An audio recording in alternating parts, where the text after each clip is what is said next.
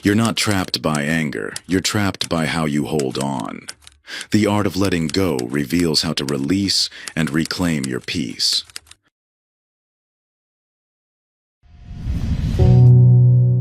The Art of Letting Go. Introduction. The familiar heat rises in your chest, your jaw clenches, and time seems to slow as words escape your mouth. Words you know you'll regret, yet feel powerless to stop. In that moment, logic and reason evaporate like morning dew, replaced by a primal surge that demands expression. Later, in the quiet aftermath, you'll wonder how it happened again, despite your best intentions and countless promises to do better next time. You've tried everything, counting to 10, deep breathing, walking away, even punching pillows. Sometimes these techniques work, but more often, they feel like bringing a water pistol to a forest fire. The anger still smolders beneath the surface, waiting for the next spark to ignite it. Meanwhile, the cost of these emotional explosions continues to mount. Strained relationships, professional setbacks, and the crushing weight of regret that follows each outburst. If you're like most people, you've come to see anger as an enemy to be conquered, a dragon to be slain.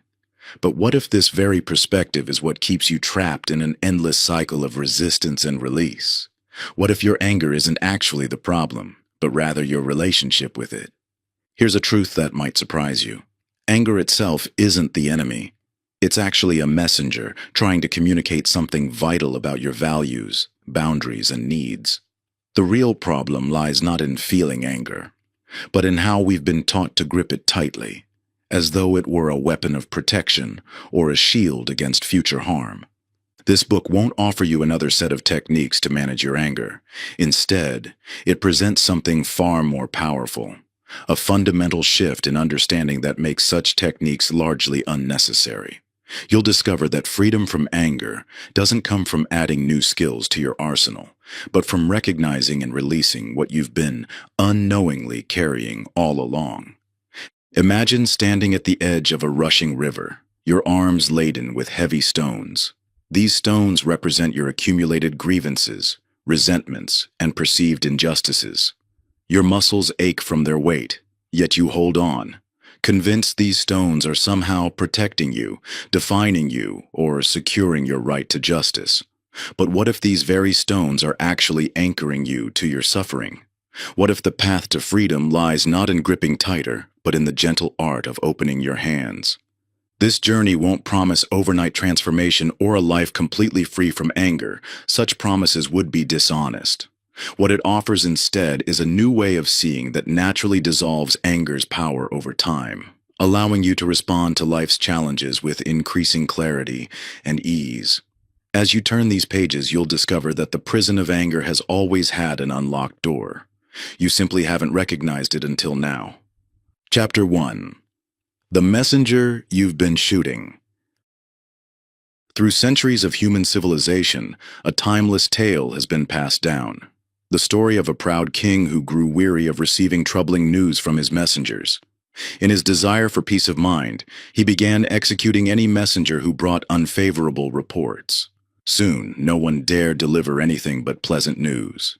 The kingdom's enemies gathered at the borders, crops failed in distant provinces, and corruption spread through the courts, all while the king remained blissfully unaware in his palace, surrounded only by smiling faces and agreeable words. When his kingdom finally fell, he discovered too late that his real enemy hadn't been the messengers, but his refusal to hear their vital warnings.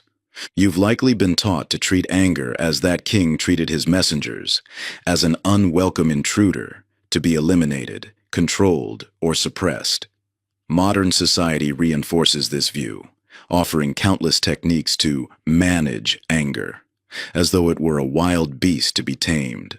These approaches might bring temporary relief, but they often leave you feeling like you're in an endless battle with your own emotions. What if, like those messengers in the ancient tale, anger isn't your enemy at all?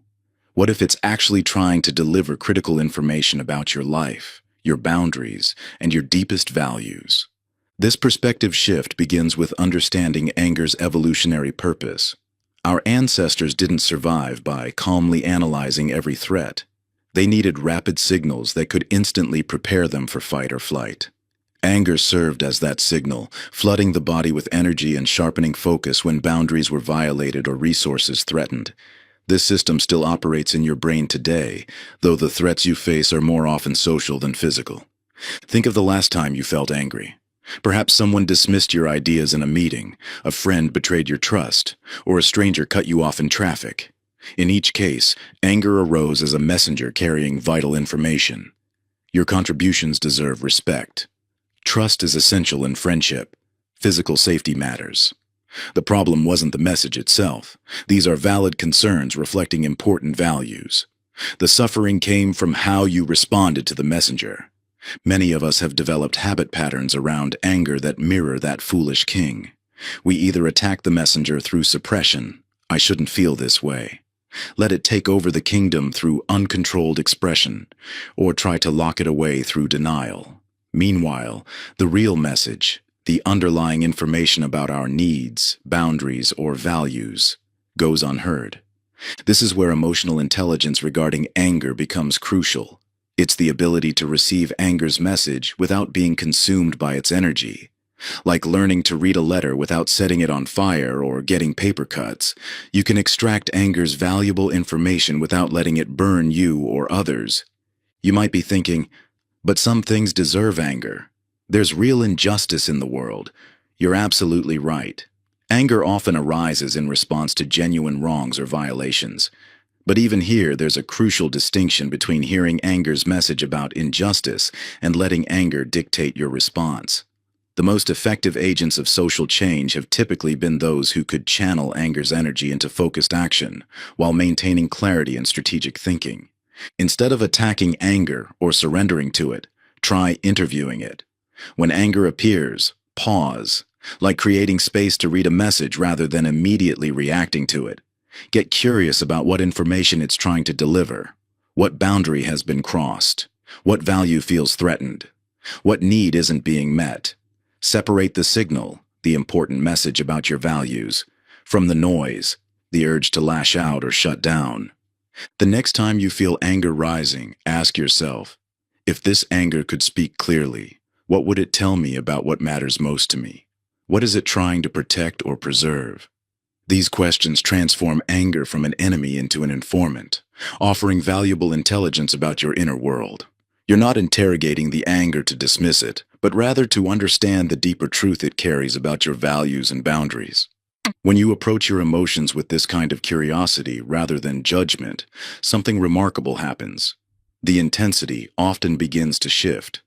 The burning urgency that demands immediate action softens into a clearer signal that invites thoughtful response.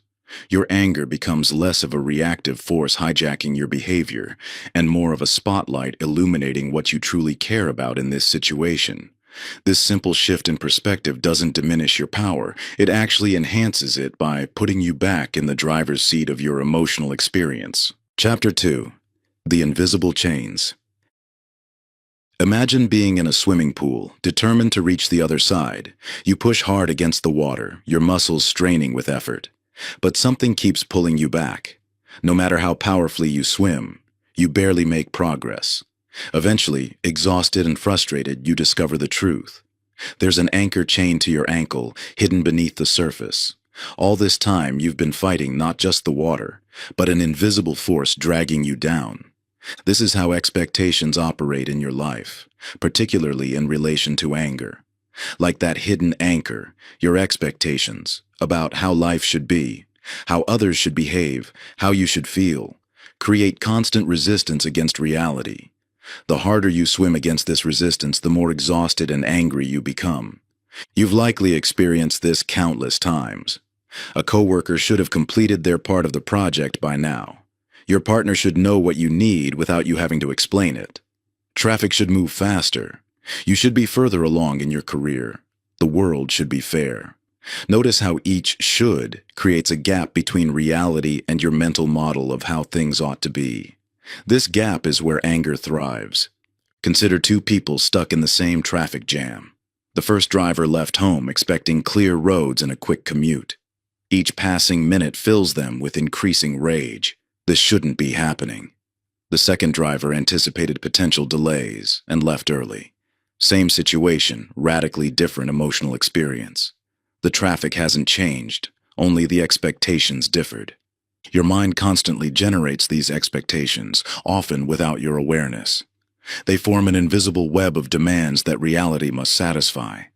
People must respect your time. Your efforts must be appreciated. Your plans must work out. Life must be fair. Each must becomes a potential trigger for anger when reality inevitably fails to comply. This isn't about having no standards or accepting mistreatment. Rather, it's about recognizing the difference between healthy preferences and rigid demands. I would like my coworker to be punctual, create space for reality to be different from your preference. My coworker must be punctual sets you up for anger when they're late. The subtlety of expectations makes them particularly challenging to identify. They often disguise themselves as reasonable standards or important values. Of course you want people to be honest, reliable, and considerate. Of course you want your efforts to bear fruit. These aren't wrong desires. The problem arises when these preferences harden into demands, when "I would like" transforms into "it must be this way." Pay attention to your language, both internal and external. Words like should, must, have to, and supposed to often signal hidden expectations. Each one represents a potential anchor weighing you down, creating resistance against what is. When you catch yourself using these words, pause. What expectation are you holding? How might this rigid demand be contributing to your anger? Take that traffic scenario again. You might feel justified in your expectation of flowing traffic. After all, you paid your taxes. The roads should be maintained and traffic should be managed efficiently. But notice how each should adds weight to your anchor, increasing your resistance to what's actually happening. The traffic isn't moving any faster because of your expectations. The only thing changing is your level of suffering. The work isn't about eliminating all expectations. That's neither possible nor desirable. Instead, it's about holding them more lightly. Can you transform rigid demands into flexible preferences? Can you maintain your values and standards while creating space for reality to be different from your mental model? This shift from expectation to preference might seem subtle, but its impact on your anger is profound. When you release the anchor of should, you're free to respond to life as it is, rather than constantly fighting how it ought to be. You begin to navigate reality with more flexibility and less friction. The energy once spent resisting what is happening now becomes available for creative problem-solving and genuine enjoyment. Your mind quiets as you stop arguing with reality, and in that quietness, you discover a resilience that was always there, waiting for you to let go of your rigid demands on life. The world doesn't suddenly conform to your wishes. It never did and never will. But you find yourself surprisingly at peace with that truth. Chapter 3. The Stories We Tell. Imagine sitting in a dimly lit theater, watching the same distressing scene play over and over. The lights never come up, the credits never roll, and somehow you're both the captive audience and the unwitting projectionist. This is how your mind works with anger, continuously replaying and reconstructing events that trigger you, adding layers of meaning and emotion with each showing. When someone cuts you off in traffic, the physical event lasts mere seconds, yet your mind might replay this scene for hours or even days, adding dramatic narratives. That inconsiderate jerk could have killed me. Nobody respects anyone anymore. The world is full of selfish people. What began as a simple swerve of a car transforms into an epic tale of moral decay and personal victimization. Or consider receiving a brief, curt email from your boss. The actual event is just black text on a white screen, but your mind spins an elaborate story. She's obviously unhappy with my work. I'm probably going to get passed over for the promotion. She's always had it out for me. A 3-sentence email becomes a full-length feature film about workplace injustice and career catastrophe. These stories seem to arise automatically, and in many ways, they do. Humans are naturally meaning-making creatures. It's how we make sense of our world. But there's a crucial difference between what actually happened and the story you tell about what happened. The first is objective reality. The second is your mind's interpretation, judgment, and elaboration. Think about a recent situation that made you angry. Now strip away every interpretation, judgment, and assumption until only the bare observable facts remain. Instead of, my friend disrespected me by showing up late again because they don't value my time, you're left with, person A arrived at location B at time C. Notice how differently you feel when you hold just the facts versus the full narrative. This isn't to suggest that your interpretations are necessarily wrong. Sometimes your stories might be entirely plausible. Maybe that driver was being reckless. Perhaps your boss is unhappy with your work. But even plausible stories are still stories, mental constructions that you have the power to hold differently. These narrative loops become self-perpetuating cycles. Each time you replay the mental movie, you add new details, insights, and emotional resonance. The story grows more elaborate, more convincing, and more triggering. You become increasingly invested in its truth, making it harder to consider alternative interpretations or simply let it go. When someone at work takes credit for your idea, the initial sting of frustration can be transformed through storytelling into an ongoing source of rage. Your mind might generate scenes from the past. They've always been opportunistic. Project into the future. They'll keep doing this unless I stop them. And create meaning. This proves I can't trust anyone here. Each layer of narrative reinforces and amplifies the anger, keeping it alive long after the meeting ended. The power of these stories lies in their invisibility. Like water to a fish, they're so much a part of your mental environment that you don't recognize them as stories at all. They simply feel like reality itself. This is why two people can experience the same event so differently.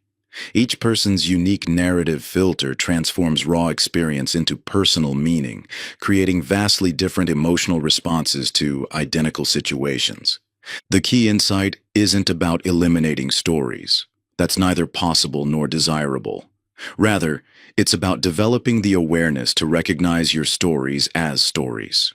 When you can separate the objective events from your interpretations of them, you gain the freedom to hold those interpretations more lightly. In this space of awareness, you discover that your narrative isn't carved in stone, but painted in watercolors, fluid, changeable, and open to revision. You might still choose to believe your initial interpretation, but now it's a conscious choice rather than an automatic reaction. This subtle shift transforms you from a passive recipient of your stories into their mindful curator, free to question, modify, or release them as you see fit. Try this. The next time you feel anger arising, pause and ask yourself, what actually happened? Observable facts. Versus, what story am I telling about what happened? Interpretations, judgments, meanings. Write these down in parallel columns. This simple practice can create enough space between event and interpretation to loosen anger's grip. This separation doesn't invalidate your feelings or suggest you shouldn't care about what happens. Instead, it offers the freedom to respond to life's challenges without being trapped in recurring narratives that generate fresh anger with each mental showing. As you develop this awareness, you'll find yourself able to be present with what is, rather than lost in stories about what it all means. Chapter 4. The Illusion of Control. Picture someone standing on a beach during a storm, screaming at the wind to change direction, hands raised in futile command, becoming increasingly frustrated as the gale continues its natural course. You've likely experienced this same exhausting dynamic in your own life. Not with actual weather, but with people and circumstances you desperately wish you could control. Your spouse keeps leaving dishes in the sink despite countless discussions. Your teenager continues making choices you believe will harm their future. Your coworker persists in habits that make your job more difficult. Your family members maintain political views you find deeply problematic. In each situation, you feel the mounting pressure of knowing exactly how things should be, coupled with the maddening inability to make them that way. This desire for control isn't a character flaw. It's a natural response to the uncertainty and unpredictability of life. Your mind seeks safety through predictability, and when people or situations threaten that safety by deviating from your preferred script, anger arises as a tool to attempt to restore order. However, this presents an unsolvable equation. The scope of what matters to you, your circle of concern, vastly exceeds the scope of what you can actually influence. You care about your family members' health choices, your neighbors' parking habits, your coworkers' work ethic, societal attitudes, political decisions, and countless other factors that affect your life.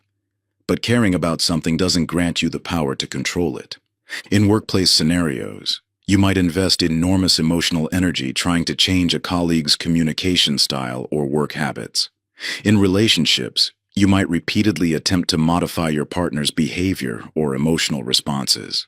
In family dynamics, you might struggle endlessly to shift relatives' perspectives or choices. Each attempt at control seems logical in the moment. If only they would change, your frustration would end. But notice the paradox. The more energy you expend trying to control what you cannot, the less energy remains for influencing what you can. When you're focused on making your partner be more emotionally expressive, you miss opportunities to improve your own communication. While fixating on changing your colleague's work style, you overlook ways to adapt your approach. In trying to force your teenager to make different choices, you lose chances to strengthen your relationship and model better decision-making. Consider your current triggers for anger. For each situation, ask yourself, what aspects of this can I actually control? You'll likely discover that your influence is far more limited than your concern. You can control your own actions, responses, and choices, but you cannot control others' thoughts, feelings, or behaviors. This isn't about passivity or resignation. Rather, it's about directing your energy where it can actually create change. When you accept the limits of your control, you paradoxically increase your effectiveness within your sphere of influence. Instead of exhausting yourself trying to change the wind, you learn to adjust your sails. Take the common scenario of traffic. You cannot control other drivers' behavior, road construction, or weather conditions, but you can control your departure time, route selection, and most importantly, your response to delays and obstacles. The moment you truly accept what lies beyond your control, you free up energy to master what lies within it. The same principle applies to interpersonal conflicts. You cannot control whether someone respects your boundaries, but you can consistently maintain them. You cannot force someone to value your time, but you can choose how you allocate it. You cannot make someone see your perspective, but you can communicate it clearly and choose your response when they don't. A useful practice is to mentally place in a box everything in a triggering situation that lies beyond your control. This isn't about ignoring these elements, but about acknowledging the futility of trying to directly change them. What remains outside the box becomes an exercise in acceptance. What remains inside becomes your focus for action. This shift from attempting to control external reality to mastering your internal response represents true power. It's the difference between being the person screaming at the wind and the skilled sailor who uses the wind's power by working with it rather than against it. When you release the exhausting struggle to bend circumstances to your will, you discover a deeper strength, the ability to shape your experience through conscious choice rather than reactive resistance. Your energy transforms from a scattered force spent fighting what is into a focused power that flows with life's currents, while maintaining your chosen direction.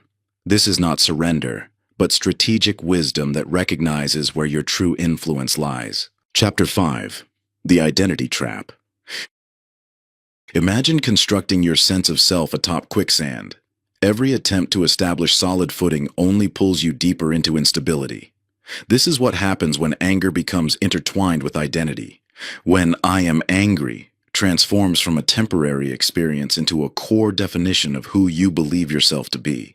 You might recognize this pattern in thoughts like, "I've always had a short temper," or "I'm just a passionate person. It's who I am."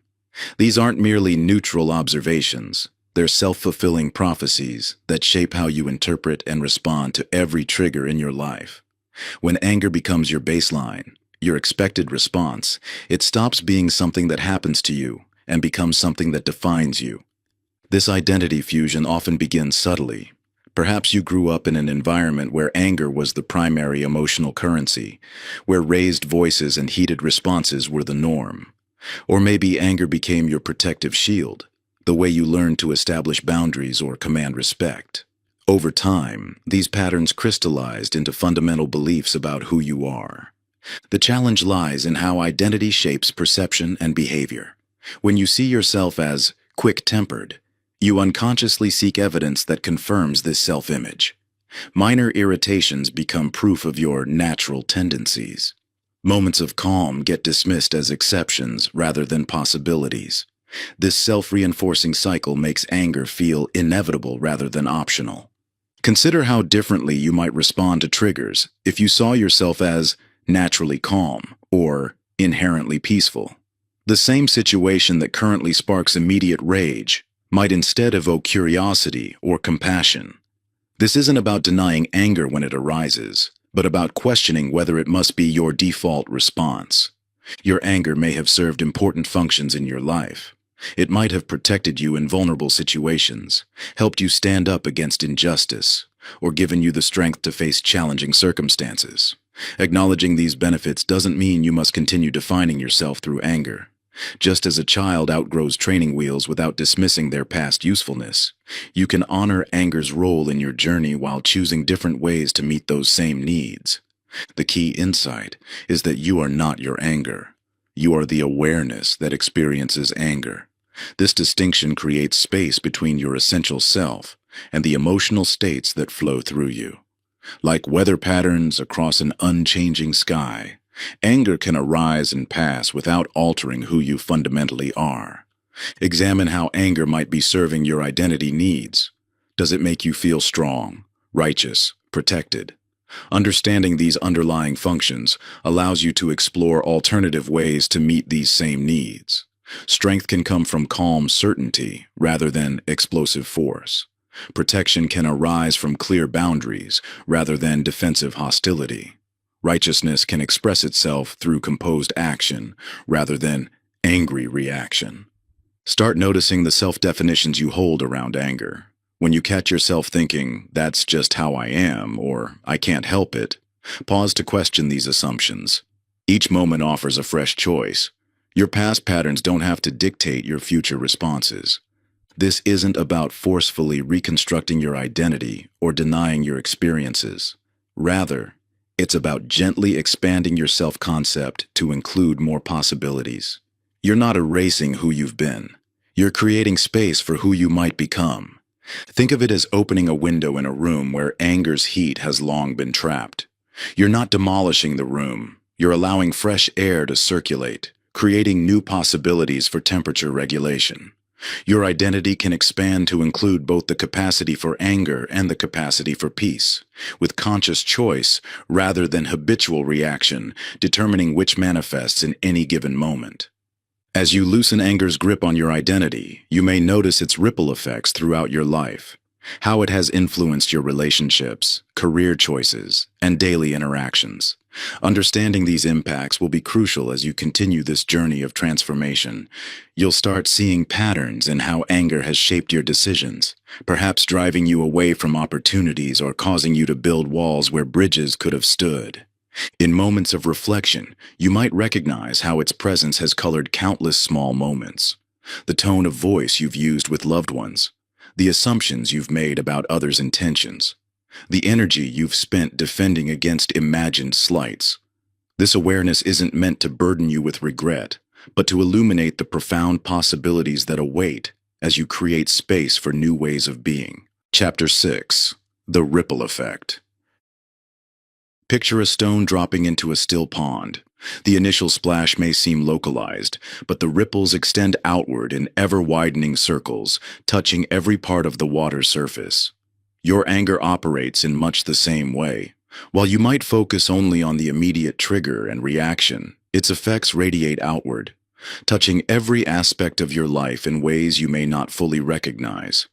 In those heated moments when anger takes hold, your awareness typically narrows to the immediate situation, the person who wronged you, the circumstance that feels unfair, the boundary that's been crossed. This tunnel vision makes it difficult to see how your anger reverberates through your entire existence, creating patterns that shape your health, relationships, decisions, and overall quality of life. Research in health psychology reveals the profound physical toll of chronic anger. Each burst of rage triggers a cascade of stress hormones that tax your cardiovascular system, suppress your immune function, and create patterns of muscular tension.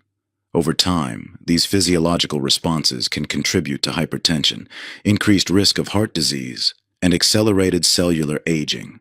Your body bears the burden of every angry moment, even those you think you've moved past. The impact on your relationships may be even more significant. When anger becomes a frequent visitor in your interactions, it erodes the foundation of trust and emotional safety that healthy connections require.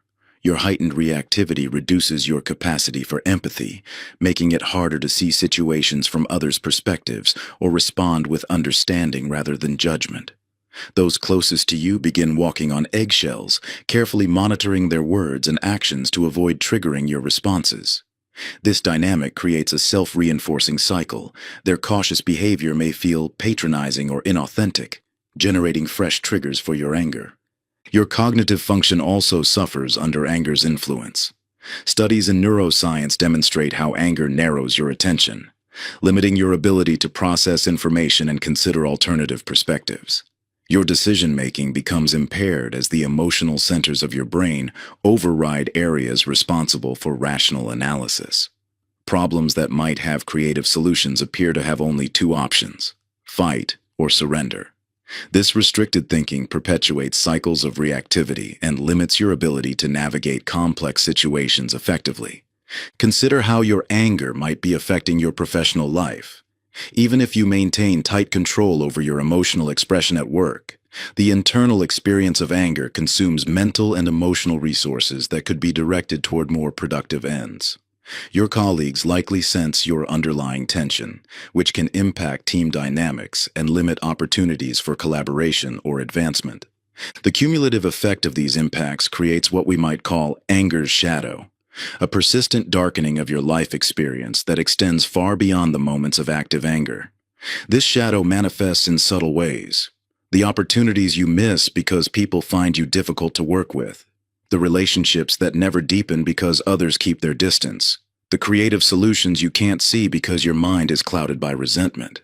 You might argue that your anger serves important functions, motivating you to take action, establishing boundaries, or addressing injustice. While these benefits may appear valid in the short term, they come at a tremendous cost. Every instance of using anger as a tool reinforces neural pathways that make it your default response, gradually diminishing your capacity for more effective approaches to these same challenges. Take a moment to imagine your life completely free from anger's influence. Picture your body relaxed, your mind clear, your relationships characterized by trust and open communication. Envision approaching challenges with creative flexibility rather than rigid reactivity. This isn't about becoming passive or accepting mistreatment. It's about responding to life's challenges from a place of centered clarity rather than emotional volatility. The true cost of chronic anger isn't just in its immediate effects, but in the life experiences it prevents. The moments of joy you can't fully appreciate, the connections you never develop, the opportunities you can't recognize through anger's distorting lens. These hidden costs accumulate over time, shaping not just your experience of the present moment, but the very trajectory of your life. While you focus on defending your position or proving yourself right, countless precious moments slip away unnoticed. That promotion at work, that deepening friendship, that chance to truly connect with your child, all become casualties of anger's consuming presence. Your anger acts like a filter, transforming potentially enriching experiences into threats or affronts, leaving you perpetually poised for battle rather than open to life's possibilities. Each time you choose anger's familiar path, you unconsciously reinforce a way of moving through the world that dims your perception of beauty, dampens your capacity for joy, and distances you from the very connections your heart most deeply desires. Chapter 7. The Open Hand. Imagine holding a handful of sand. When you squeeze it tightly, desperately trying to keep every grain in your grasp, the sand inevitably escapes through your fingers.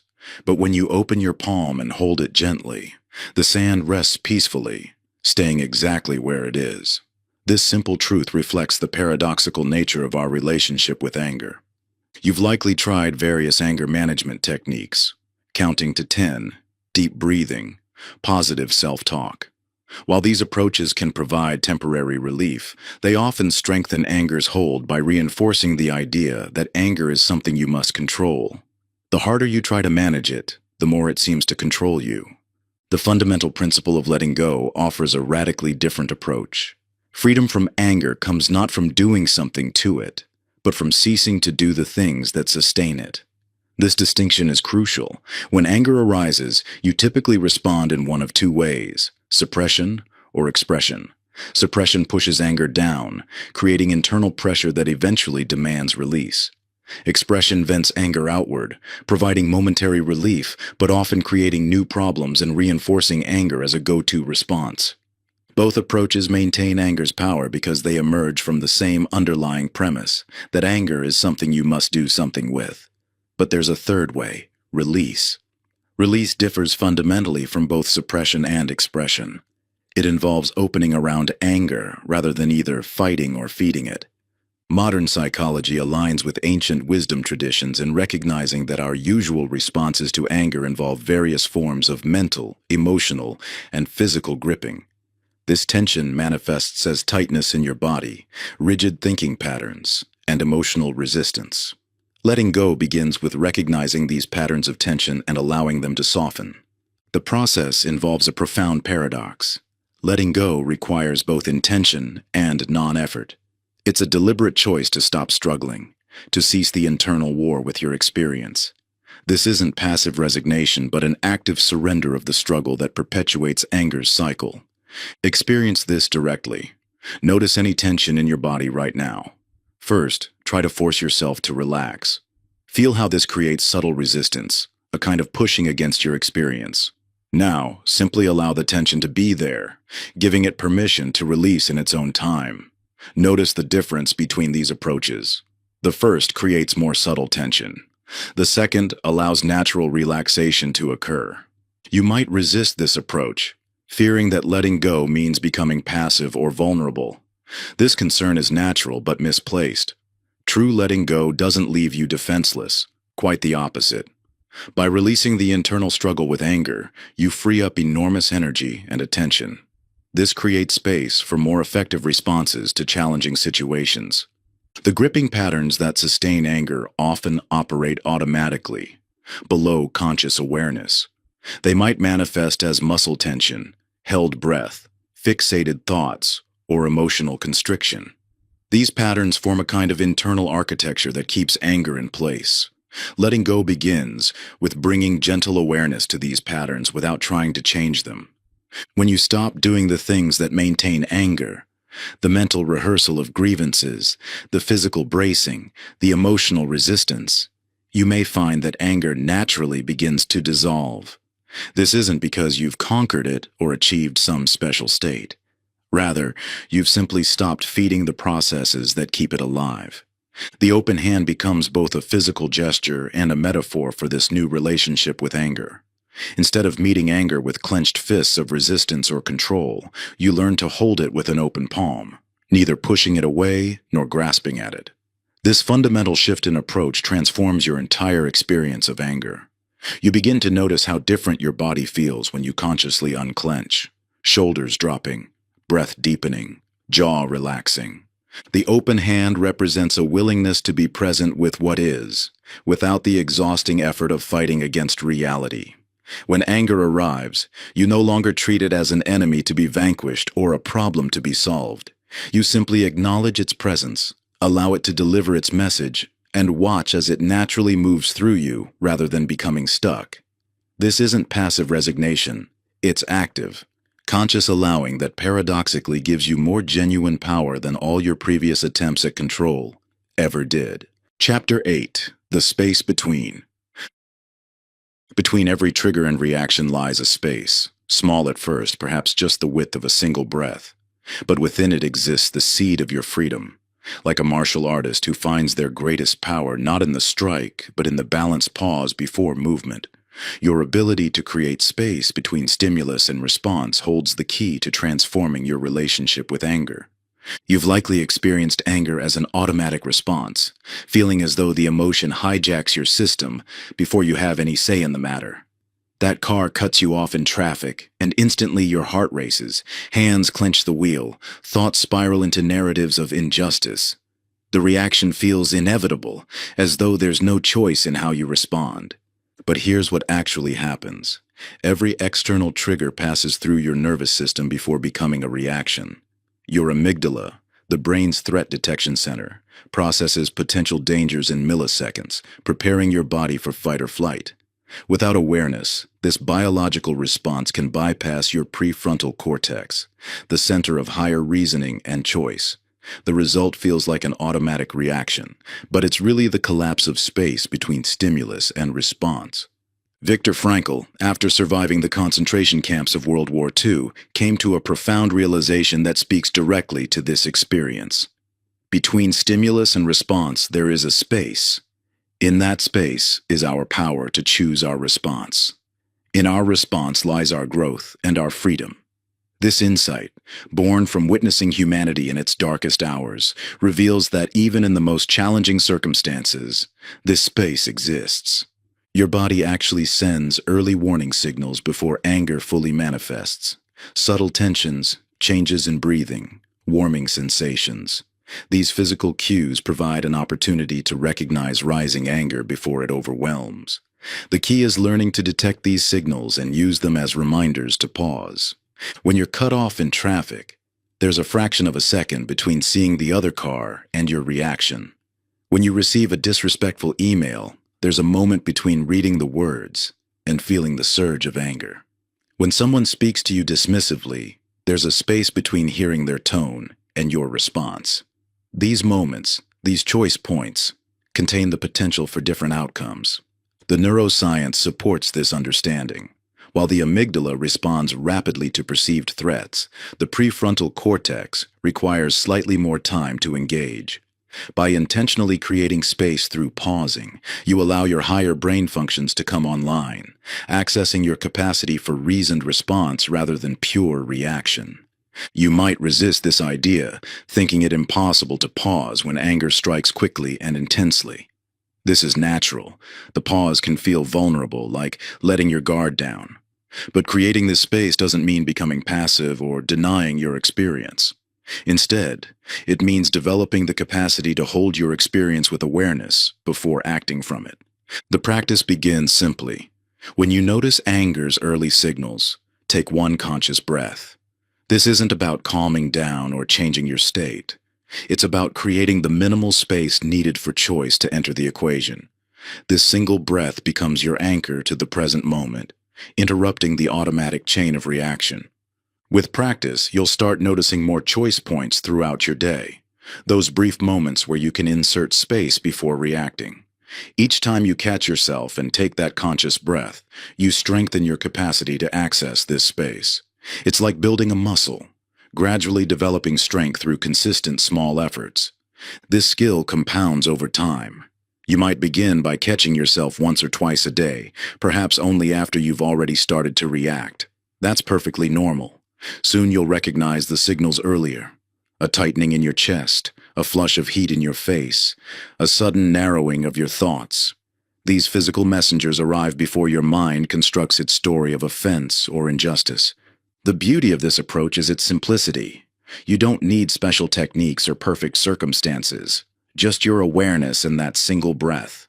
Even in your busiest moments, most heated arguments, or deepest frustrations, this tiny space remains available to you. And within that space lives your freedom to choose a response aligned with who you truly want to be, rather than being hijacked by the automatic reactions of your past conditioning.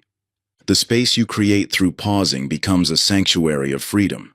Within it, you find the power to choose responses aligned with your values rather than your conditioning. This isn't about controlling anger, but about creating conditions where wisdom can emerge naturally. That single conscious breath opens a doorway to possibilities that remain invisible when you're caught in reaction. In this sanctuary, you're no longer at the mercy of old patterns or automatic responses. You stand at a crossroads where multiple paths appear before you, not just the well-worn trail of habitual reaction. The beauty of this space is that it doesn't require elaborate techniques or perfect circumstances. It exists at any moment you choose to claim it, waiting to reveal options you couldn't see before. Chapter 9. The Witness Perspective. Picture yourself in the midst of a powerful storm. When you're caught in it, the wind and rain consume your entire experience. Your vision is limited to what's directly in front of you, and the intensity of the elements makes it impossible to think clearly or move with purpose. This is what it's like to be fully identified with anger, consumed by its force, limited in perspective and reactive rather than responsive. Now imagine viewing that same storm from a mountaintop shelter. You can see its full scope, where it begins and ends, how it moves across the landscape. While you still experience the storm's presence, you're no longer at its mercy. You have context, perspective, and the ability to respond with wisdom rather than reaction. This is what becomes possible when you develop the capacity to witness your anger rather than being consumed by it. You're likely familiar with being overtaken by anger, those moments when the emotion seems to hijack your entire being. Your heart races, your muscles tense, your thoughts narrow to a laser focus on whatever has triggered you. In these moments, you don't have anger, you are anger. Every cell in your body seems to vibrate with its energy, and it feels impossible to imagine any other way of being. But there's a profound truth about consciousness that can transform your relationship with anger. You are not your thoughts, emotions, or bodily sensations. You are the awareness in which these experiences arise. Just as a movie screen remains unchanged by the images projected upon it, your fundamental awareness remains untouched by the emotions passing through it. This isn't abstract philosophy. It's a practical reality you can verify through your own experience. Right now, you're aware of reading these words. You're aware of any emotions present in your body. You're aware of thoughts moving through your mind. This awareness itself, this knowing presence, is what you fundamentally are. Everything else, including anger, is something you experience rather than something you are. When anger arises, it appears in this space of awareness, like a storm appearing in the sky. The sky doesn't become the storm. It provides the space in which the storm can exist. Similarly, your awareness doesn't become anger. It provides the space in which anger can be fully experienced without consuming you. Just as clouds, no matter how dark and turbulent, pass through the vast expanse of sky without altering its essential nature, your anger moves through the field of your awareness without changing what you fundamentally are. Even in your most intense moments of rage, there remains this boundless space of consciousness that holds the experience while remaining untouched by it. This truth offers profound freedom. You're no longer at the mercy of anger because you recognize yourself as the unchanging awareness in which anger temporarily appears. This capacity to witness your experience rather than being completely identified with it is already present within you. Every time you've noticed yourself being angry, rather than just being lost in anger, you've touched this witnessing awareness. The key is developing this natural capacity so it becomes more readily available, especially in challenging moments. Your brain's architecture supports this shift in perspective. While the limbic system generates emotional responses, the prefrontal cortex enables meta-awareness, the ability to observe your own mental and emotional processes. By intentionally engaging this capacity for self-reflection, you strengthen neural networks that support witnessed experience rather than pure reactivity. You might resist this approach, fearing that stepping back from anger means disconnecting from your authentic experience or becoming emotionally numb. But true witnessing actually allows for deeper engagement with emotions, because you can fully feel them without being overwhelmed by them. When you're no longer identified with anger as me or mine, you can explore it with genuine curiosity rather than resistance or attachment. The witnessing perspective reveals anger's impermanent nature. Like all emotional states, anger naturally arises and passes away when we don't grasp at it or push it away. From the witness perspective, you can observe this process directly, how anger emerges, intensifies, and eventually dissolves, all within the unchanging space of awareness. The key is learning to recognize anger as a temporary experience rather than a core identity. Instead of saying, "I am angry," which creates complete identification with the emotion, You can notice anger is present, or I'm experiencing anger. This subtle shift in language reflects and reinforces a profound shift in perspective, from being anger to having awareness of anger. As you develop this witnessing capacity, you'll discover that awareness itself is inherently peaceful. Even when strong emotions move through it, the observing presence remains undisturbed, like the deep ocean remaining calm despite surface waves. This doesn't mean you won't feel anger, but you'll experience it while remaining grounded in something more fundamental than any temporary emotional state. Chapter 10. The Inquiry Practice.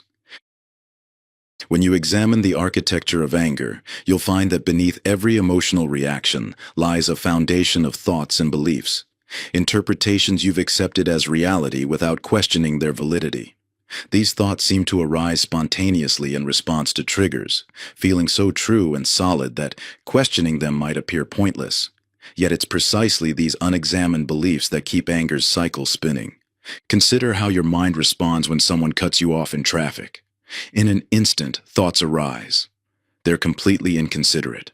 They did that on purpose. People have no respect anymore. These interpretations feel like direct perceptions of reality, rather than what they actually are. Stories your mind generates to make sense of a neutral event. The key to freedom lies not in changing these thoughts or replacing them with more positive ones, but in questioning their absolute truth. When you look closely at any anger-triggering thought, you'll discover that it contains elements of assumption, projection, and generalization that go far beyond the observable facts. This isn't about invalidating your perceptions or denying genuine infractions. Rather, it's about recognizing that between any event and your emotional response lies an interpretive layer that often goes unnoticed. By bringing awareness to this layer, you create space for new possibilities. A simple yet profound form of inquiry can illuminate the constructed nature of angry thoughts. Start by identifying a specific thought that fuels your anger and ask yourself, can I absolutely know this is true? This question isn't about whether something seems true or feels true, but whether you can know it with absolute certainty. For instance, when someone doesn't respond to your message, the thought, they're ignoring me, might arise. But can you absolutely know this? Could they be dealing with an emergency? Could they be overwhelmed with other responsibilities? Could they have simply not seen the message yet? The moment you find even one alternative possibility, the original thought loses its claim to absolute truth. The next question deepens the inquiry. What happens when I believe this thought? Notice how believing the thought affects your body, emotions, relationships, and actions. Does it create tension, anxiety, or defensiveness? Does it lead to reactive behavior that you later regret? This investigation reveals the real-world consequences of holding thoughts as unquestioned truth. Then ask yourself, who would I be without this thought? This isn't about suppressing or changing the thought, but simply imagining how you might experience the same situation if that particular interpretation didn't arise in your mind. Often you'll discover a natural clarity and peace that exists when you're not caught in reactive thinking. Finally, consider, what's another perspective that might be equally or more true? This opens your mind to alternative interpretations that might better serve you while still honoring the facts of the situation. The goal isn't to replace negative thoughts with positive ones, but to recognize that multiple perspectives can exist simultaneously. Through this systematic inquiry, you'll begin to notice patterns in your anger-triggering thoughts. Common themes might include assumptions about others' intentions, expectations about how things should be, or beliefs about what certain behaviors mean. As you question these patterns, their power to generate automatic anger begins to diminish. This process of inquiry becomes particularly powerful when applied to recurring triggers, those situations or relationships where anger seems to arise predictably. By examining the underlying thoughts driving these reactions, you often discover that what appeared as an external problem was actually maintained by internal beliefs. The practice isn't about reaching specific conclusions or adopting predetermined perspectives. Instead, it's about developing the capacity to hold your thoughts more lightly, recognizing them as interpretive lenses, rather than direct perceptions of reality. This shift alone often creates enough space for anger to naturally dissipate. Through consistent inquiry, you'll discover that freedom from anger doesn't require maintaining certain thoughts or achieving specific mental states. Rather, it emerges naturally from seeing through the solidity of the thoughts that normally fuel angry reactions. When thoughts are recognized as thoughts rather than truth, their power to generate automatic emotional reactions diminishes. This transformation happens not through force or control, but through clarity. As you practice questioning your anger-producing thoughts, you'll notice something remarkable. The space between an event and your reaction gradually widens. What once triggered an immediate flood of rage now creates a moment of awareness first. In this space lives your freedom, not because you've mastered techniques for suppressing emotion, but because you've developed the wisdom to recognize when your mind is creating stories that aren't serving you. The beauty of this approach is its simplicity. You don't need to become a different person or develop superhuman emotional control. You simply need to bring light to the unconscious thought processes that have been running on autopilot. When exposed to this light of awareness, many thoughts that seemed absolutely true and justified simply dissolve on their own. Chapter 11. The Compassion Bridge. Throughout my work with thousands of individuals struggling with anger, one truth consistently emerges. Beneath every expression of anger lies a deeper story of pain, fear, or unmet needs. Think of anger as a protective wall we build around our vulnerabilities. While it may seem to keep us safe, it also keeps us isolated and unable to truly connect with others or even parts of ourselves. When you experience anger, it creates an immediate separation, a gap between you and the person or situation triggering your response. This gap often feels necessary, as if maintaining that distance protects you from further hurt or violation. Yet this very separation perpetuates the cycle of anger and prevents the understanding that could lead to genuine resolution. Consider how anger functions in your closest relationships. When your partner forgets an important date, your child repeatedly ignores your requests, or a friend cancels plans at the last minute, anger arises as a natural response to feeling disregarded or disrespected. The mind quickly generates a story about their inconsideration or lack of care, and this narrative fuels defensive reactions that widen the emotional distance. But what happens when you pause to look beneath the surface of these triggering behaviors? Every action, no matter how frustrating, emerges from someone's attempt to meet their own needs or manage their own struggles. This doesn't excuse harmful behavior or negate the need for boundaries. Rather, it offers a perspective that can release you from the grip of reactive anger. Understanding this truth transforms how you relate to both others and yourself. When someone cuts you off in traffic, instead of assuming intentional disrespect, you might recognize they could be rushing to an emergency, distracted by personal crisis, or simply unaware of their impact. While their behavior may still require correction, your response can come from clarity rather than rage. This shift toward understanding becomes particularly powerful when applied to yourself. How often do you berate yourself for feeling angry, treating your own emotional responses as character flaws rather than natural human reactions? This self-judgment creates an internal war that only generates more anger. True freedom comes from extending the same understanding to yourself that you're learning to offer others. Research in neuroscience confirms that practicing compassion, both for others and ourselves, actually changes how our brains process anger triggers. When you regularly engage in perspective-taking and recognition of common humanity, the neural pathways associated with anger become less reactive, while those linked to emotional regulation strengthen. The practice of extending understanding begins with recognizing the universal human needs we all share. Whether expressed skillfully or destructively, all behavior stems from attempts to meet basic needs for safety, connection, respect, and meaning. This recognition doesn't require you to approve of harmful actions. It simply allows you to see the human being beneath the behavior. When you encounter someone whose actions trigger your anger, pause to consider, what might this person be struggling with? What fears or unmet needs could be driving their behavior? This isn't about making excuses, but about seeing the fuller picture that enables more effective responses. Similarly, when anger arises within you, practice turning toward it with curiosity rather than condemnation. What deeper message might this emotion be carrying? What values or needs feel threatened? This self-understanding creates space for responding rather than reacting. The real transformation occurs when you can hold both your own experience and others' humanity simultaneously. This balanced perspective allows you to maintain appropriate boundaries while releasing the extra suffering that comes from judgment and resentment. Remember that understanding doesn't mean absolving responsibility or accepting mistreatment.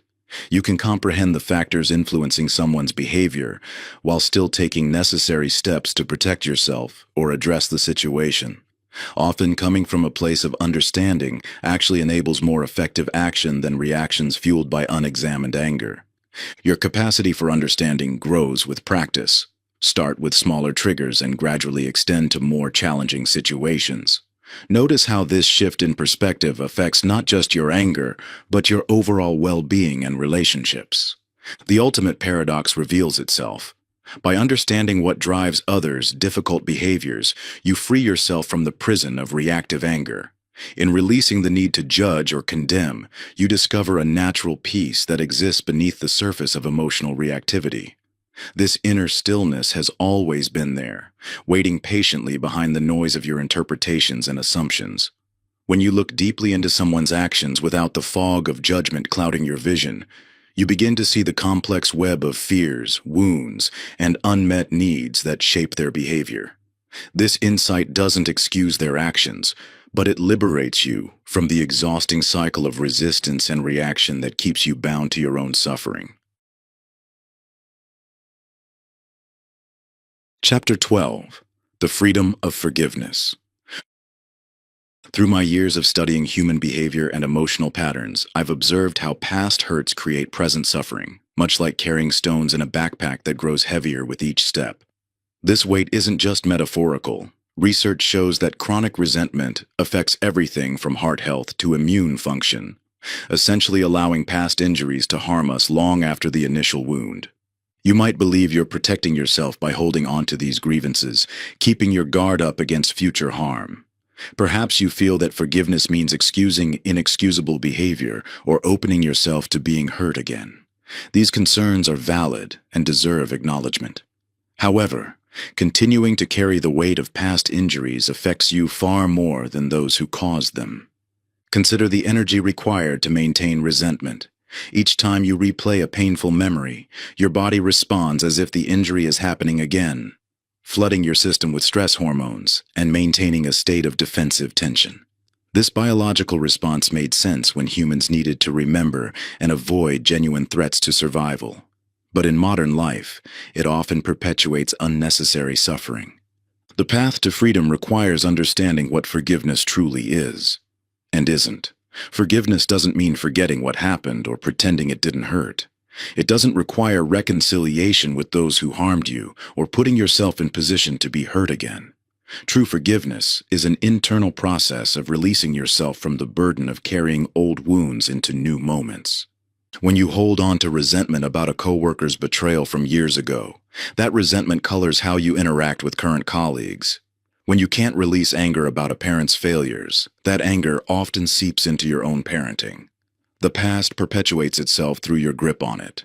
The weight of unforgiveness manifests in subtle ways: tension in your shoulders when certain names are mentioned, a knot in your stomach when you pass certain places, the mental energy spent rehearsing what you wish you'd said.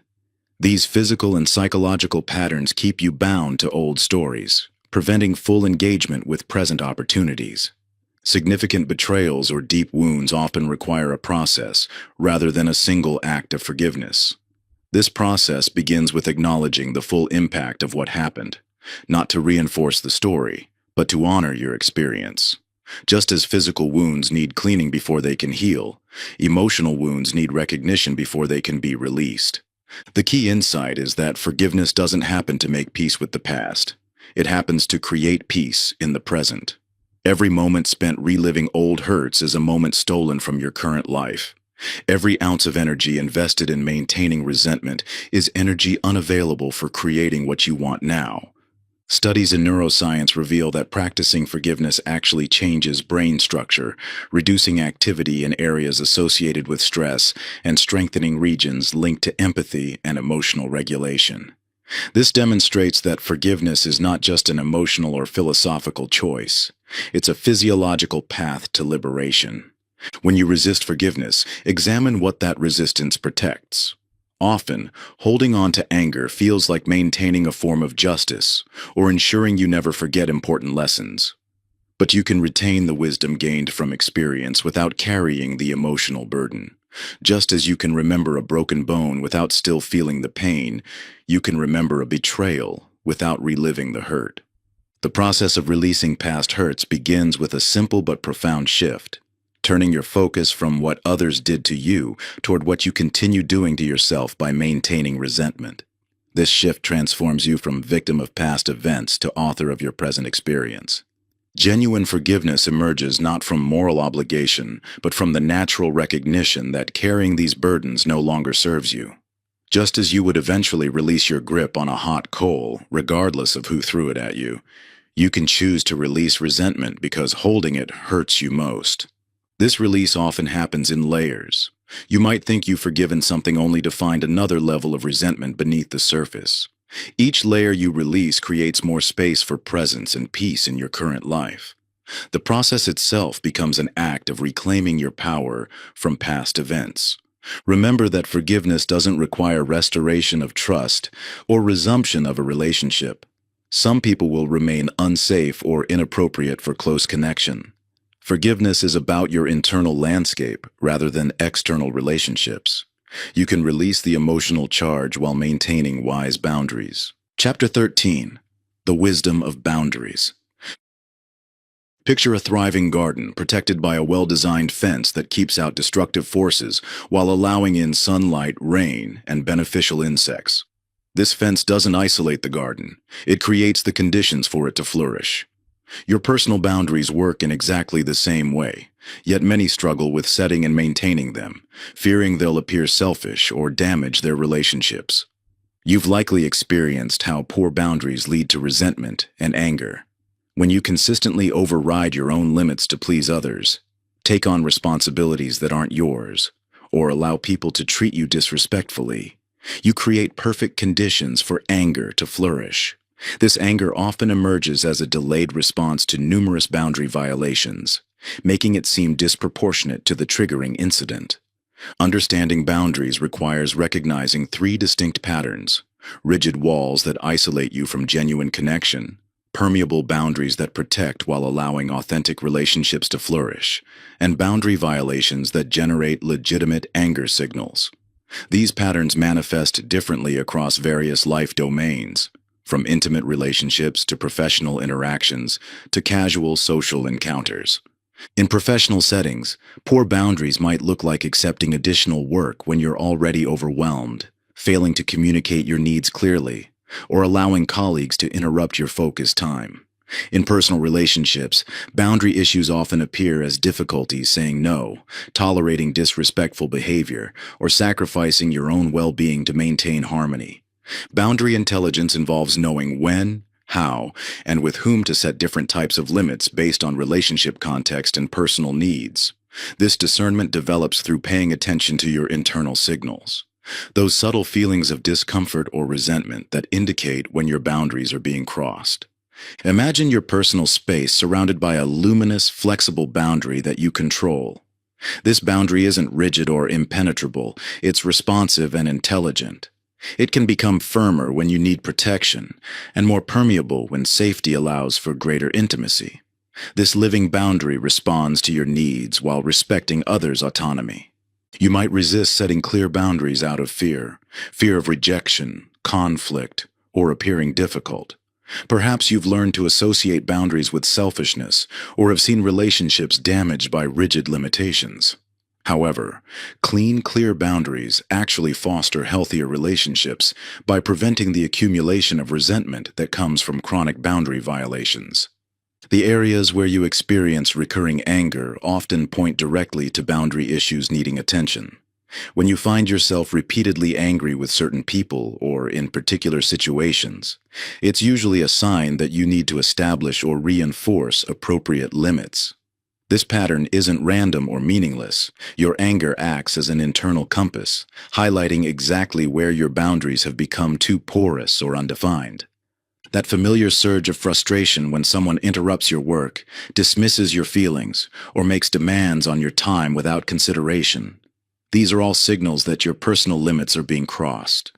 Rather than seeing these moments purely as sources of distress, recognize them as valuable indicators guiding you toward necessary changes in how you protect your space and energy. Effective boundaries require both internal clarity and external communication. Internal clarity means knowing your limits, values, and non-negotiables. External communication involves expressing these limits clearly and directly without anger or apology. This might sound like, "I'm not available for extra projects right now," or "I need advance notice before social plans."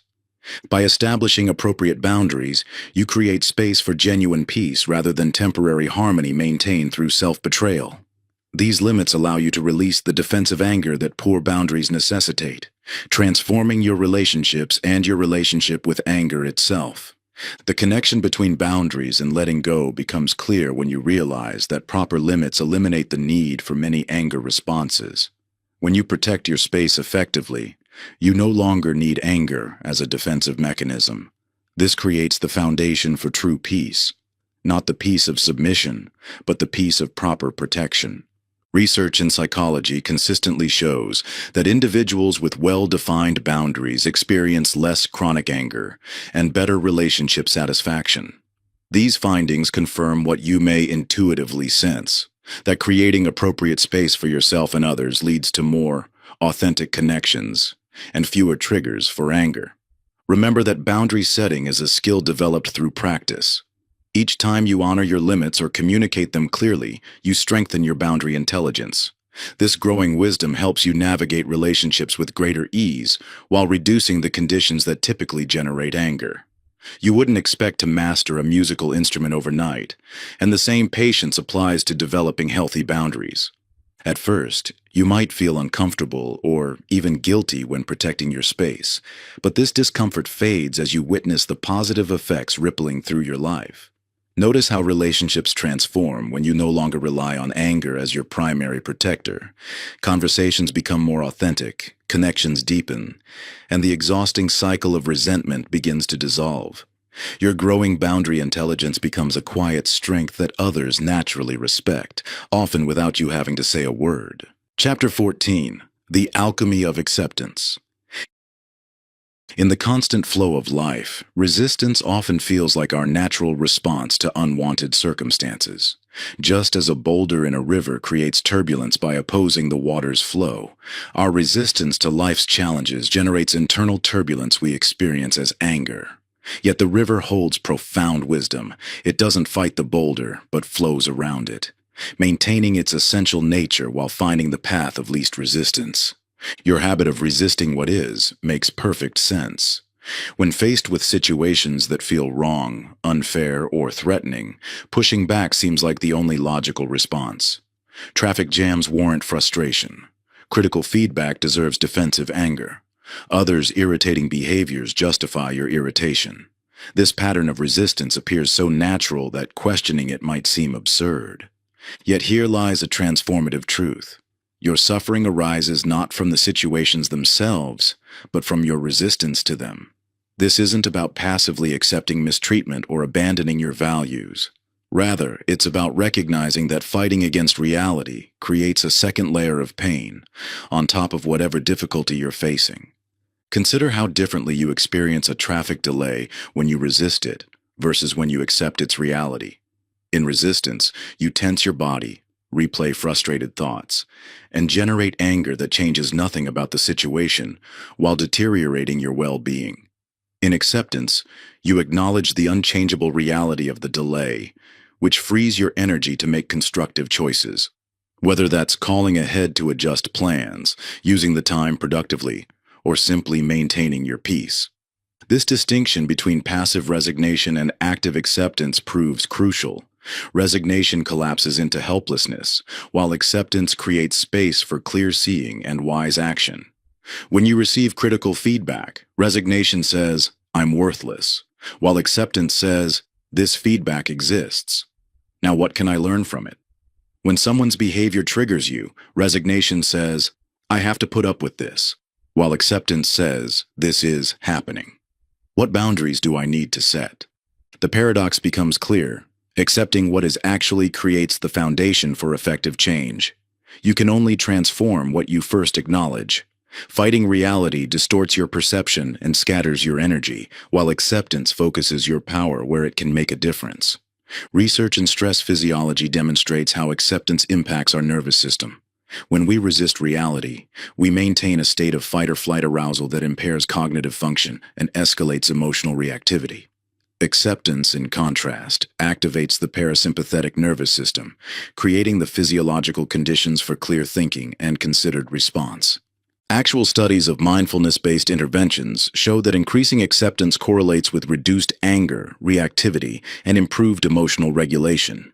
This evidence supports what contemplative traditions have long taught, that meeting reality with acceptance rather than resistance creates the conditions for genuine peace. Your resistance often masquerades as strength, a way of standing up for yourself or fighting injustice. However, true power lies in clearly seeing what is while maintaining your center. Like the river, you can acknowledge obstacles without letting them diminish your essential nature or deflect you from your course. When you stop battling against reality, you discover an untapped reservoir of energy that was previously consumed by struggle.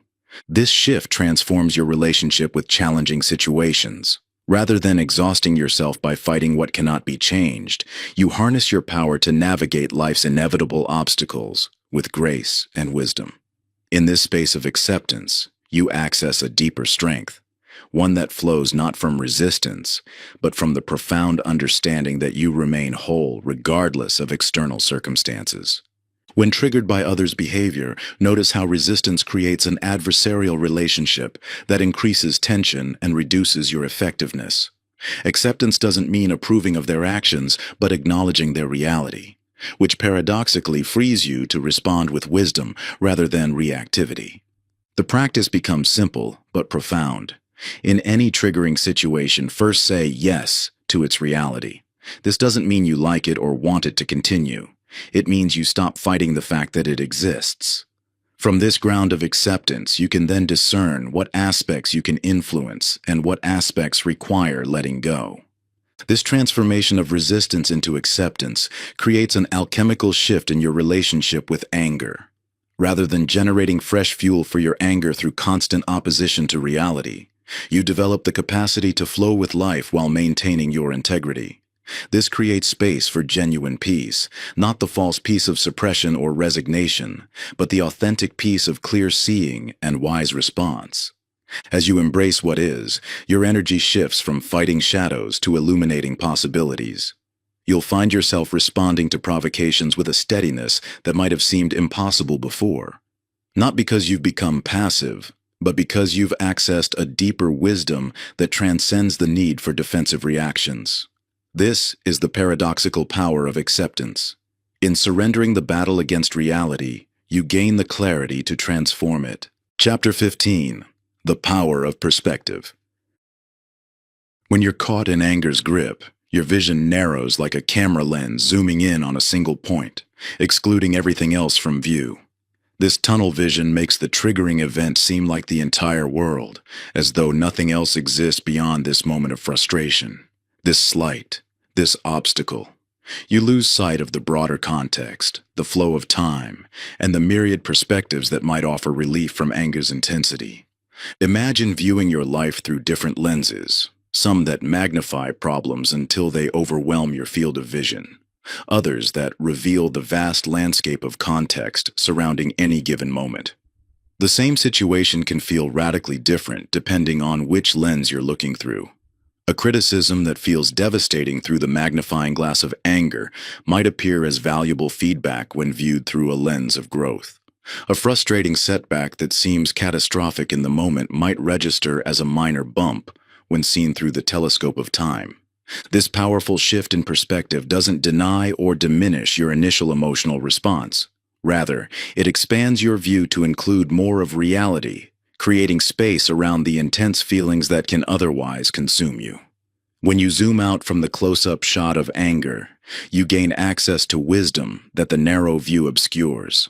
3 natural dimensions of perspective offer immediate relief from anger's tunnel vision. The temporal dimension asks how this situation might look in a week, a month, or a year from now. The personal dimension considers how others involved might be viewing the same circumstances. The contextual dimension examines what larger factors might be influencing the situation beyond what's immediately visible. Brain imaging studies reveal that engaging in perspective-taking activities literally calms the amygdala, your brain's alarm center, while activating regions associated with executive function and emotional regulation. This biological shift creates the neural conditions for responding with wisdom rather than reactivity. Consider how these perspective shifts transform common trigger situations. When a colleague criticizes your work, the narrow view fixates on the perceived attack, generating defensive anger. The temporal perspective reminds you how previous criticisms that initially stung later proved valuable for your growth. The personal perspective considers what pressures or expectations might be driving your colleague's communication style. The contextual view examines how organizational culture, project deadlines, or other factors might be influencing the interaction. In relationship conflicts, the narrow view gets trapped in who's right and who's wrong. The temporal perspective considers the relationship's broader arc and what will matter in the long run. The personal perspective explores what fears or unmet needs might be driving your partner's behavior. The contextual view examines how external stressors, past experiences, or cultural differences might be shaping the dynamic. When facing frustrating setbacks, the narrow view sees only the immediate obstacle. The temporal perspective recalls how previous setbacks often led to unexpected opportunities. The personal perspective considers how others have navigated similar challenges. The contextual view examines how this setback fits into your larger life journey. This capacity for broader perspective becomes particularly powerful during heated moments. Simply asking yourself, "How will I view this situation a month from now?" can create enough mental space to interrupt the automatic anger response. Wondering, "What might I be missing about their perspective?" opens the door to empathy that anger typically blocks. None of this means ignoring or minimizing genuinely problematic situations. The goal isn't to explain away legitimate concerns, but to view them with clarity that anger's tunnel vision prevents. Often, seeing more clearly reveals more effective responses than anger would suggest. When you're stuck in traffic, the narrow view generates futile rage at the delay. The temporal perspective remembers that every previous traffic jam eventually ended. The personal perspective considers how other drivers might be feeling equally frustrated. The contextual view examines how this moment fits into the larger pattern of your day. This practice of expanding perspective becomes a reliable tool for transforming anger in the moment. As you develop this skill, you'll find yourself naturally shifting to broader views when triggers arise, creating space for choice where previously there seemed only automatic reaction. Perspective shifts serve as reliable pathways out of anger's tunnel, revealing the broader landscape of possibility that anger obscures. What looks different truly feels different, not because you're denying reality, but because you're seeing more of it. Chapter 16. The Gratitude Shift. When you walk through an urban landscape, your attention naturally gravitates toward the concrete, steel, and glass that dominate the environment.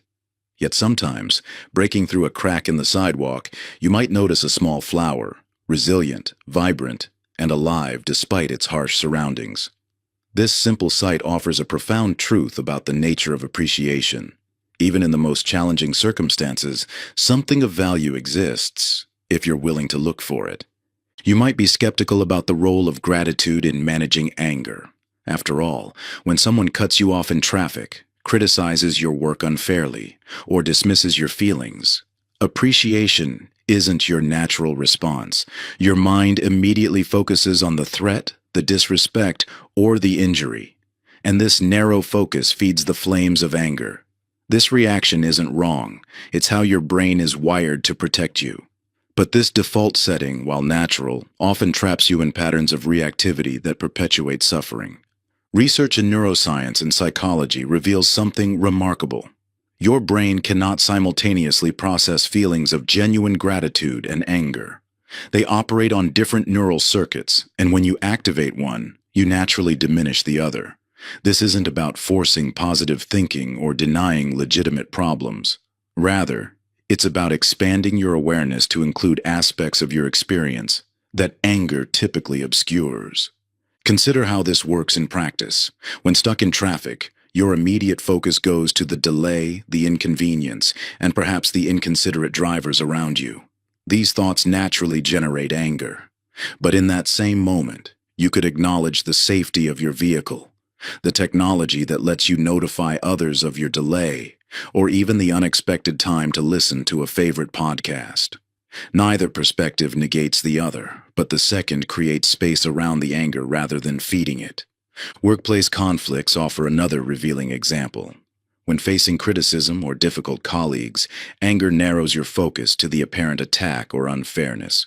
Yet within that same situation might be opportunities for growth, chances to practice boundaries, or insights into your own triggers. Again, this isn't about pretending the challenge doesn't exist, but about recognizing that most situations contain both difficulty and value. Your capacity for gratitude functions like a muscle.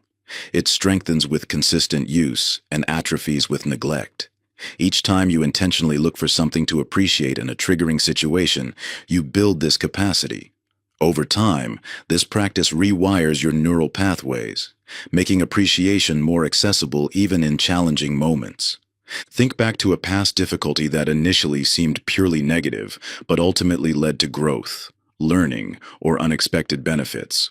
Perhaps a job loss that forced you to pursue a more fulfilling path, or a relationship ending that taught you crucial lessons about yourself. This reflection isn't about minimizing past pain, but about recognizing how time often reveals value hidden within challenges. You might resist this approach when facing situations that seem to contain nothing worthy of appreciation.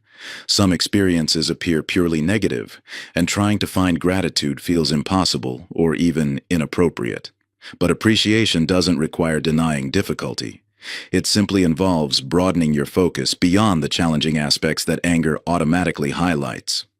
Health psychology research demonstrates that cultivating gratitude reduces stress hormones, lowers blood pressure, and improves immune function.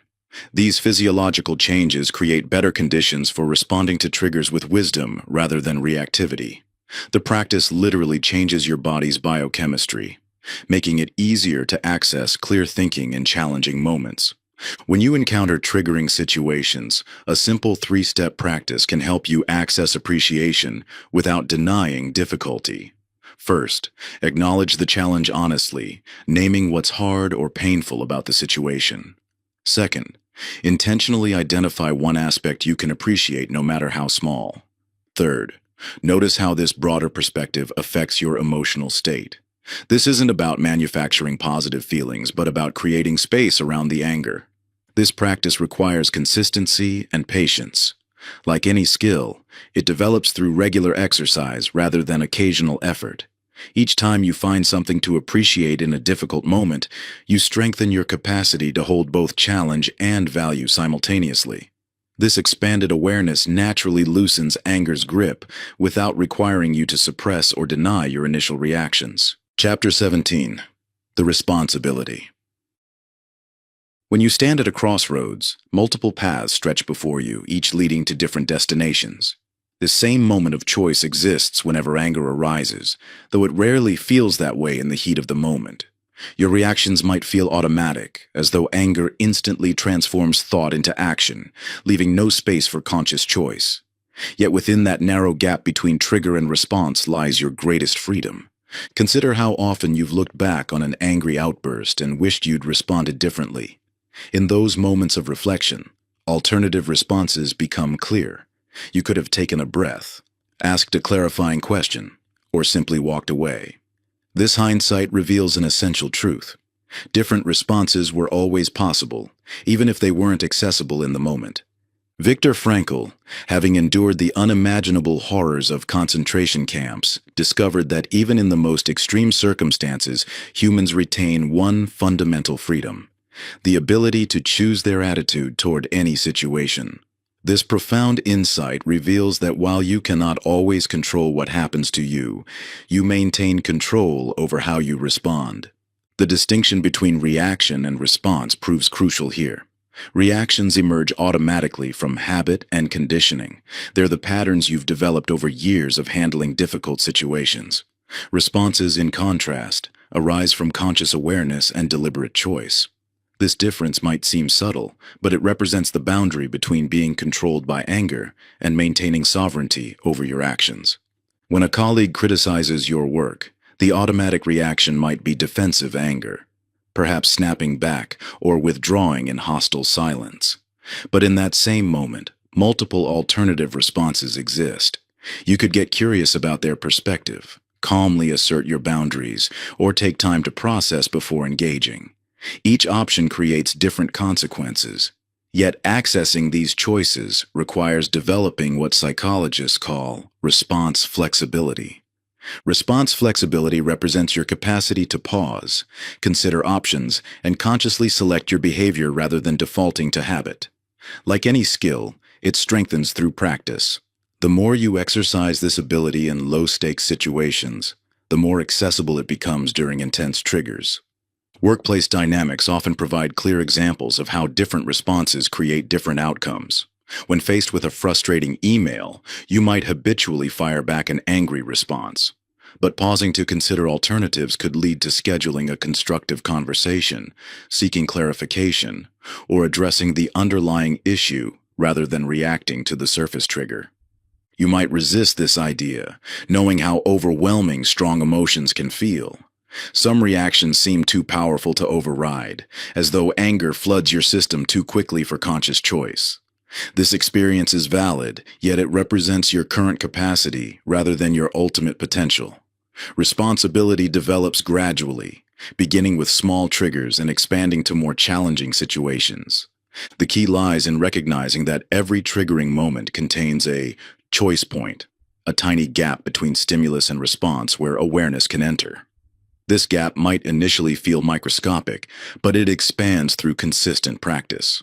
Each time you catch yourself before reacting, you strengthen your ability to access this space of choice. Research in neuroplasticity shows that this capacity for conscious response literally rewires your brain over time.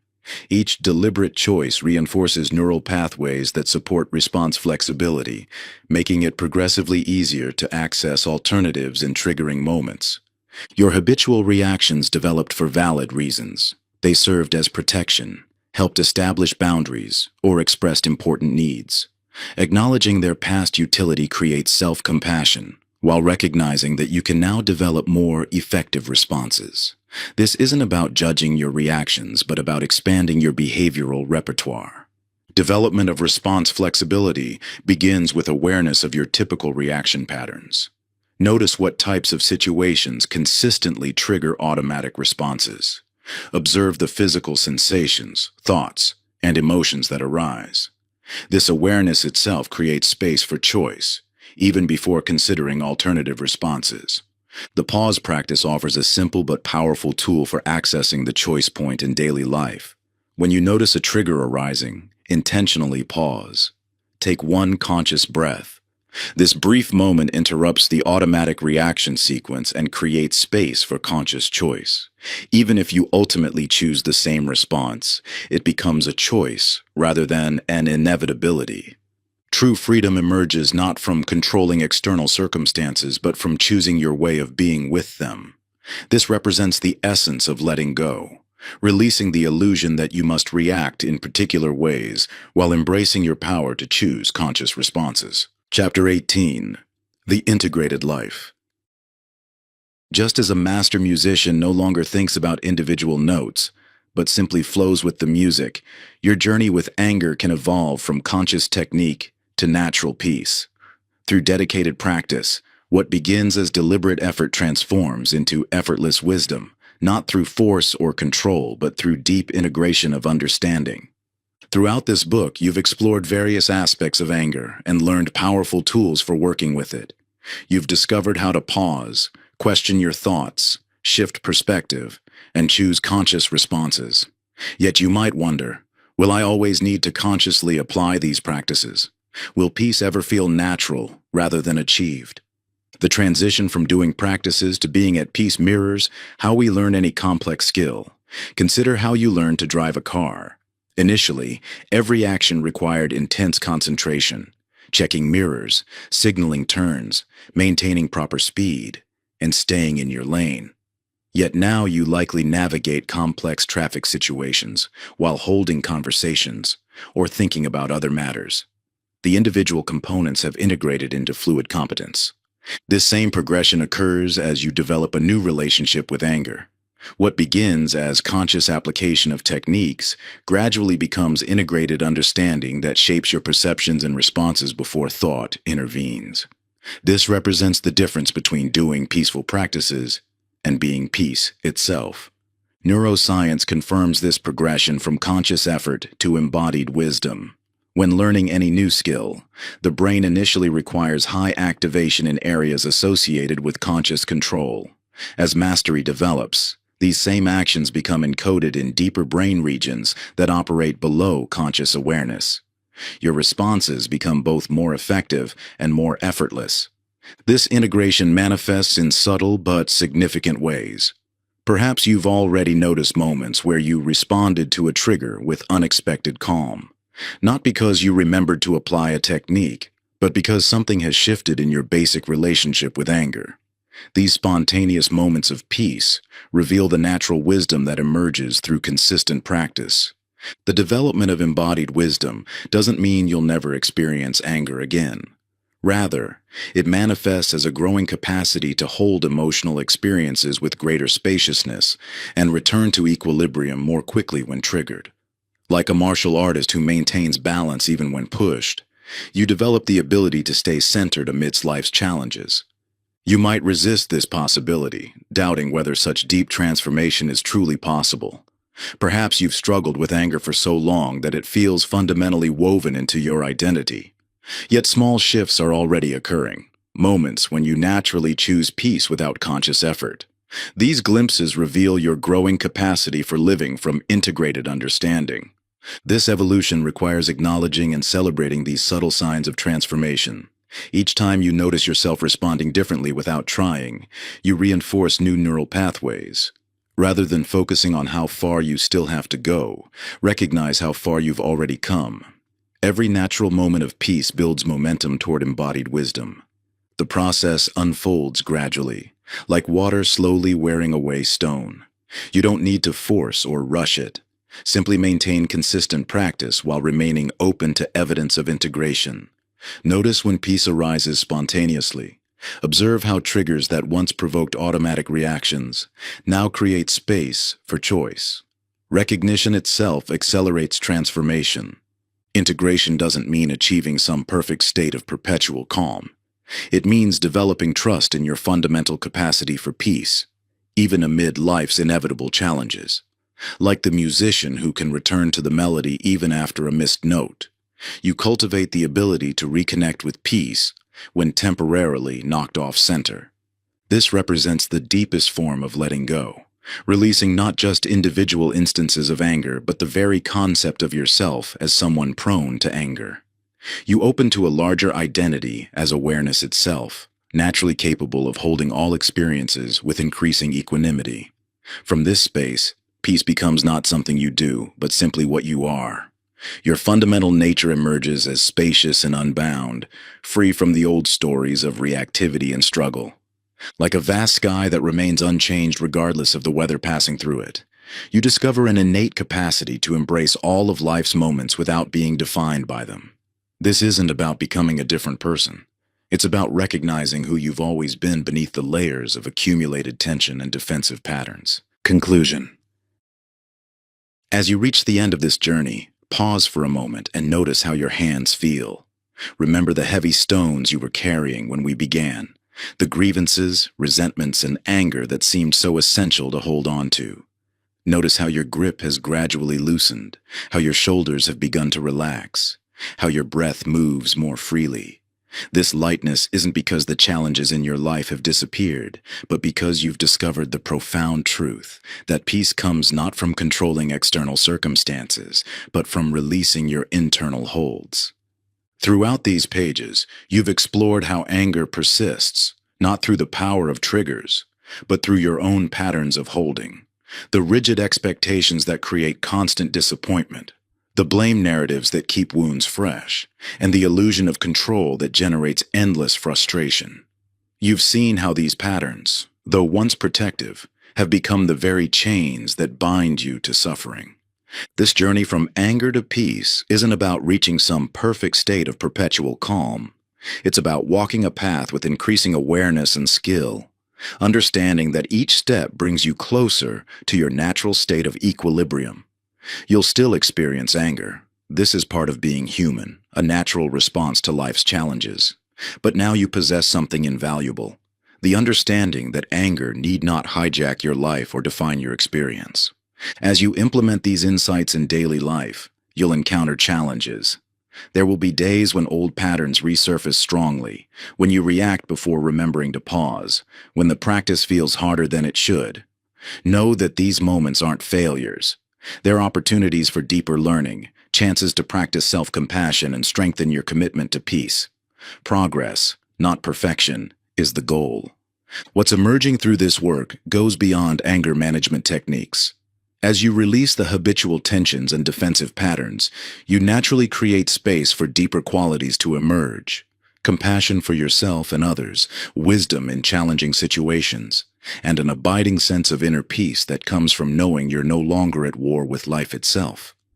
The practices you've learned, creating space between trigger and response, questioning thoughts that fuel anger, shifting to broader perspectives, and choosing conscious responses, aren't separate techniques to remember and apply.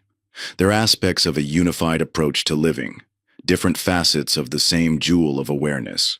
With consistent practice, these once conscious efforts become integrated into who you are, requiring less deliberate application over time. Each moment offers a fresh opportunity to choose peace over anger.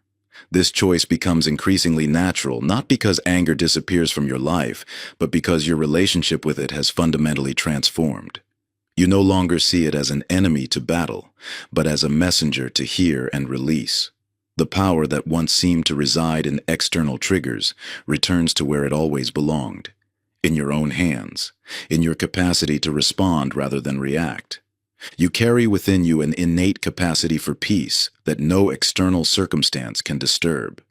This truth has always been present, though perhaps hidden beneath layers of protective patterns and habitual reactions.